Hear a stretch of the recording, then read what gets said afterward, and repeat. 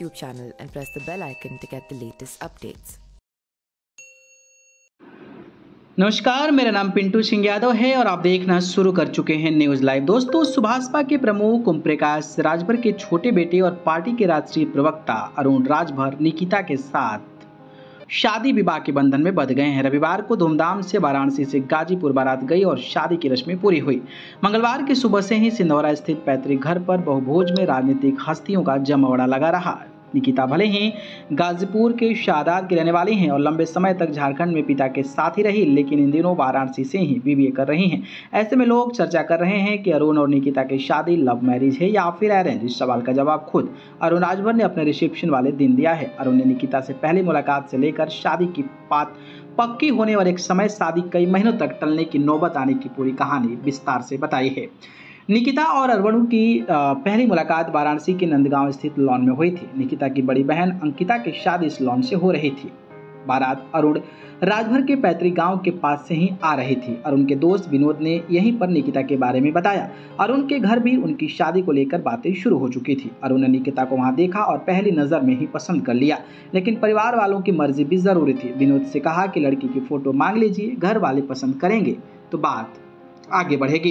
पहली नजर में ही निकिता को पसंद कर चुके अरुण अब कोई देरी नहीं चाहते थे। विनोद की तरफ से 3 दिनों तक फोटो नहीं आई तो खुद ही महाराष्ट्र की पार्टी महासचिव अजय राजभर से फोटो के लिए बात कर ली। अजय ने अपने साले साहब से बात करके लड़की की फोटो अरुण के पास भेज दी। अरुण ने फोटो सबसे पहले भाभी माधुरी राजभर को दिखाई। भाभी ने फोटो उनके बड़े भाई डॉक्टर अरविंद राजभर को दिखाई। फिर मम्मी पापा और दादा दादी को दिखाया गया। मन ही मन निकिता को चाहने लगे। अरुण ने विनोद से निकिता के पापा का नंबर मांगा और अपने फूफा सुनील राजभर को भी दे दिया। कह दिया कि जाकर लड़की के घर उनके परिवार से बात कर लें। फूफा भी अरुण की मनसा समझ गए थे। तय हुआ कि 18 मार्च को अरुण की भाभी माधुरी और भाई डॉक्टर अरविंद, मम्मी और दादी वगैरह निकिता को देखने के लिए जाएंगे। इस बीच बड़े भाई अरविंद की तबीयत बिगड़ गई। परिवार दुविधा में फंस गया। निकिता को देखने का कार्यक्रम टालने का उनके परिवार के लोग गलत अर्थ न निकाल लें। निकिता के परिवार वाले बुरा ना लग जाए कि मिलने का समय देकर नहीं आए, कहीं ऐसा न सोच ले कि शादी अब नहीं करना चाहते हैं और बहाना बना रहे हैं। पूरी स्थिति से निकिता के पापा को अवगत कराया गया। इसके बाद फूफा खुद अकेले गए और लड़की के परिवार से 18 मार्च को जाकर मिले और अरुण के परिवार को बताया कि सब ठीक है, शादी की बात आगे बढ़ा दिया जाए। लेकिन परेशानी यह थी कि इधर अरविंद की तबीयत ठीक भी नहीं थी। लड़की को देखने के लिए फिर से तारीख तय हुई। 24 मार्च को सीधे छेका रखा गया। लड़की के मम्मी पापा चाचा भाई लखनऊ आए। वहीं पर छेका की रस्म निभाई गई और शादी की तारीख पड़ गई। तय हुआ कि 11 जून को शादी होगी और 13 जून को रिसेप्शन दिया जाएगा। लेकिन अभी एक और ट्विस्ट आना बाकी था। शादी के लिए टेंट बैंड वगैरह की बुकिंग हो गई और अब दुल्हे राजा अरुण की ही तबीयत बिगड़ गई। उन्हें लखनऊ के मेदांता अस्पताल में भर्ती कराया गया।